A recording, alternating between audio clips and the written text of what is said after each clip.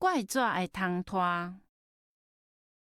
有一句话讲，汤拖嘛是一世人，意思是讲，汤拖虽然下贱，嘛是一条性命。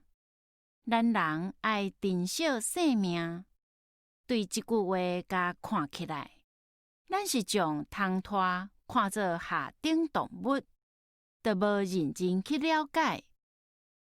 其实，汤拖的种类非常多，性质嘛真奇怪。会当讲汤拖就是怪纸。我即马就来讲我怪纸的水师公。这种动物，华语叫做齿虫。这是因为伊一身乌乌，看起来亲像乌豆生仔。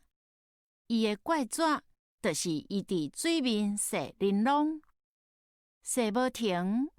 嘛因为安尼，咱的话才甲伊叫做水师公，专门伫水面做师公戏的师公。这是安怎讲咧？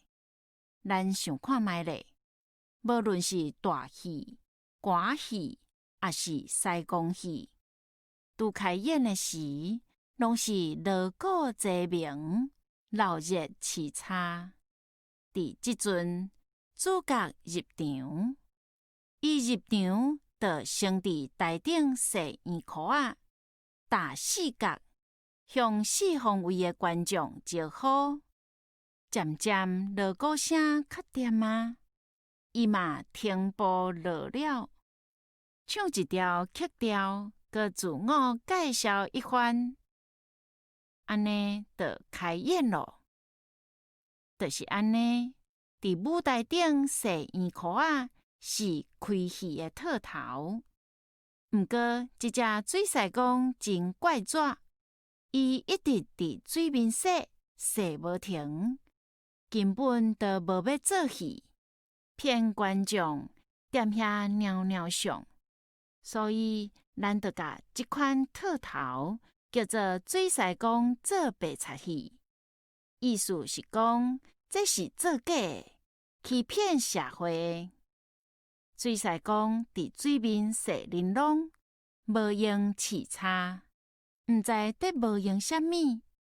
这真像华语一句。忙得像无头苍蝇，确实是安尼。所以咱的俗语嘛有无用甲亲像水师公。回转来讲，咱人的世界，咱的顶师定定会甲咱讲：少年诶，你若认真拍拼，我一定会甲你升官加薪。下骹手人就无用甲亲像水师公。